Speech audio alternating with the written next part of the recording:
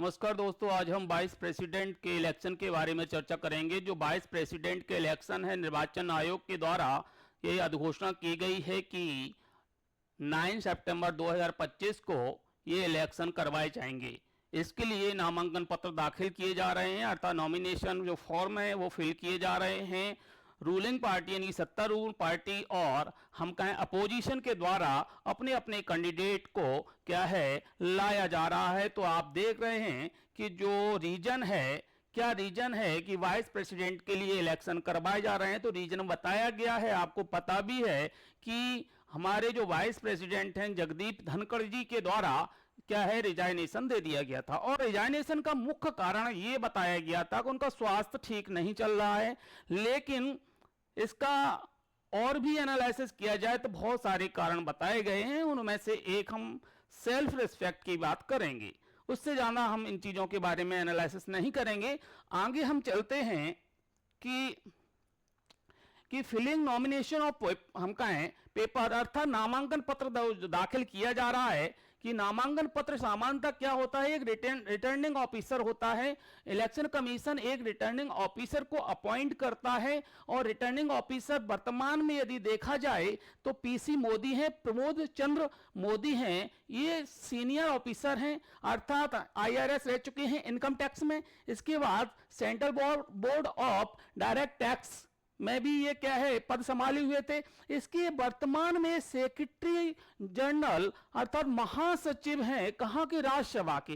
इस कारण पीसी मोदी को रिटर्निंग ऑफिसर बनाया गया है।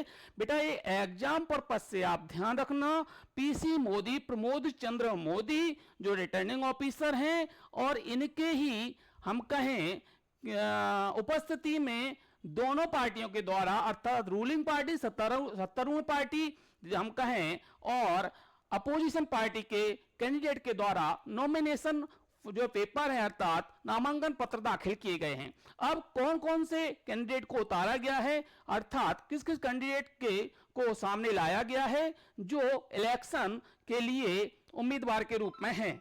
यदि देखा जाए तो हम देखते हैं कि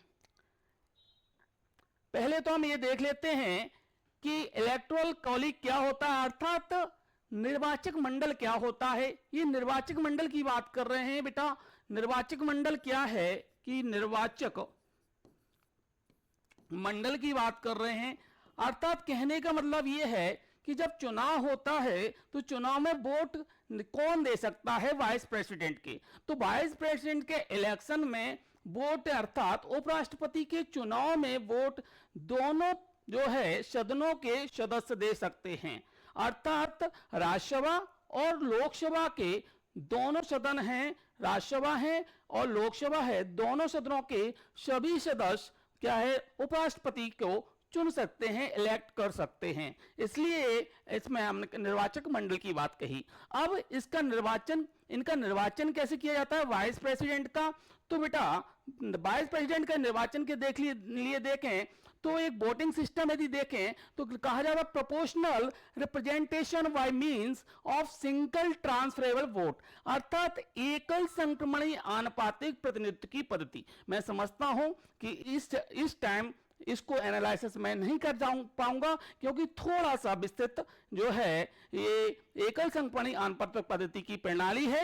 आगे चलकर हम इस पर एक सेपरेट वीडियो बनाएंगे कि राष्ट्रपति का निर्वाचन कैसे होता है, उपराष्ट्रपति का निर्वाचन कैसे होता है, अर्थात इलेक्शन कैसे होता है, ये प्रोपोर्शनल रिप्रेजेंटेटिव जो है सिस्टम है क्या, सिंगल ट्रांसफरेबल सिस्टम क्या है, ये सारी चीजें हम सेपरेट आपको समझाएंगे। लेकिन यदि एग्जाम में आता है तो आपको यही लगाना पड़ेगा कि एकल संक्रमणीय आनुपातिक प्रतिनिधित्व की पद्धति के माध्यम से उपराष्ट्रपति पद का के उम्मीदवार को निर्वाचित किया जाता है, और इसमें संसद यानी पार्लियामेंट के दोनों सदनों के सभी सदस्य भाग लेते हैं, चाहे वो इलेक्टेड हो और नॉमिनेट। ठीक है, ये वाइस प्रेसिडेंट के लिए है। इसके साथ साथ यदि देखें कैंडिडेट की बात, इनका जो इलेक्शन होता है गुप्त मतदान के द्वारा होता है, अर्थात सीक्रेट वॉलेट के द्वारा होता है। और इसके लिए क्या किया जाता है कि जो इलेक्शन के लिए उम्मीदवार जो नॉमिनेशन फॉर्म भरता है, नामांकन पत्र दाखिल करता है, उसकी हम कहें न्यूनतम आयु उसने 35 पूरी कर ली हो, भारत का नागरिक हो, और इसके साथ साथ हमने आपको बताया 20 प्रपोजल यानी 20 प्रस्तावक और 20 समर्थक इसमें हो। इसके अतिरिक्त सिक्योरिटी डिपॉजिट अर्थात कहने का मतलब है जमानत राशि, जमानत राशि उपराष्ट्रपति पद के लिए 15,000 रुपए की बात की गई है। कितनी बात की गई है? 15,000 रुपए जमानत राशि की बात की गई है। ये जमानत राशि किसके पास जमा होगी? रिटर्निंग ऑफिसर, यानी कि वर्तमान रिटर्निंग ऑफिसर कौन बनाए गए? पीसी मोदी अर्थात प्रमोद चंद्र मोदी के पास जमानत राशि जमा होगी। और जब इलेक्शन हो जाएगा उसके बाद यदि कुल वैलिड वोट का 1/6 यदि नहीं ले पाता है कोई कैंडिडेट, तो उसकी जो जमानत राशि वो जब्त कर ली जाती है। तो ये सिस्टम है, वो आगे प्रोसेस आपको बताएंगे। हम आगे देखते हैं कि मेन कैंडिडेट है कौन कौन। तो हमने आपको बताया एक रूलिंग पार्टी है और दूसरी अपोजिशन पार्टी। जो रूलिंग पार्टी है, जो बेटा रूलिंग पार्टी है, यदि हम रूलिंग पार्टी की बात करें तो रूलिंग पार्टी जो है उसमें यदि देखा जाए सीपी रामकृष्णन उम्मीदवार हैं, सीपी रामकृष्णन उम्मीदवार हैं, और ये एनडीए के तरफ से हैं। एनडीए क्या है? नेशनल डेमोक्रेटिक अलायंस, एक गठबंधन है एनडीए, अर्थात भारतीय जनता पार्टी का एक जो है गठबंधन है एनडीए, नेशनल डेमोक्रेटिक अलायंस, जो कि हम आपको बताएं ये अस्तित्व में 1998 में आया था। 1998 में उस समय आया था जब प्राइम मिनिस्टर अटल बिहारी वाजपेयी अपना दूसरा कार्यकाल के लिए जो है प्रधानमंत्री के रूप में थे। तो प्रधानमंत्री के रूप में जब अटल जी थे तो हमने आपको बताया ये एनडीए को का गठबंधन किया गया था, जो भारतीय जनता पार्टी का गठबंधन है, और इसमें कुछ राष्ट्रीय पार्टी हैं, कुछ क्षेत्रीय पार्टियां हैं। ठीक है, क्लियर। नेक्स्ट यदि हम देखें, हमने लिख भी दिया है national democratic alliance, full form पूछा जा सकता है, इसमें कोई बड़ी बात नहीं है, राष्ट्रीय जनतांत्रिक गठबंधन। इसके साथ साथ यदि देखें ये अपोजिशन अलायंस है, अर्थात हम कहें तो अपोजिशन अलायंस में देखें तो ये नया गठबंधन बना है India block alliance. India block alliance ये सामान्यतः जो राष्ट्रीय कांग्रेस पार्टी है, राष्ट्रीय कांग्रेस पार्टी के द्वारा 2023 में ये किया गया। कब किया गया?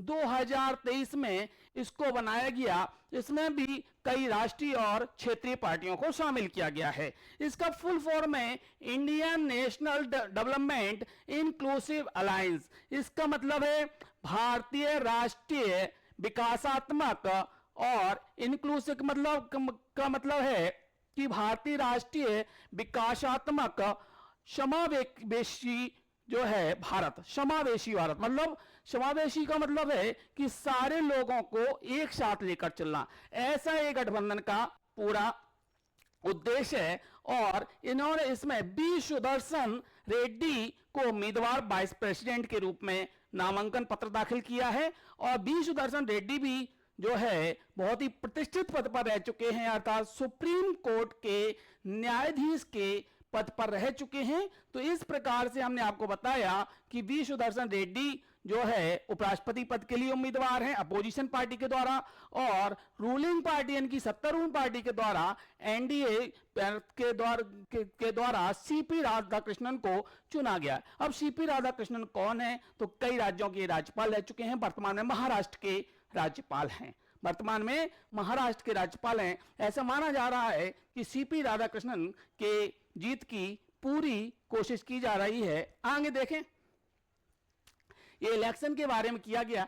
एक और आपने सुना हो यूपीए। यूपीए का मतलब क्या होता है? यूनाइटेड प्रोग्रेसिव अलायंस, संयुक्त प्रगतिशील गठबंधन, यानी कि यूनाइटेड प्रोग्रेसिव अलायंस।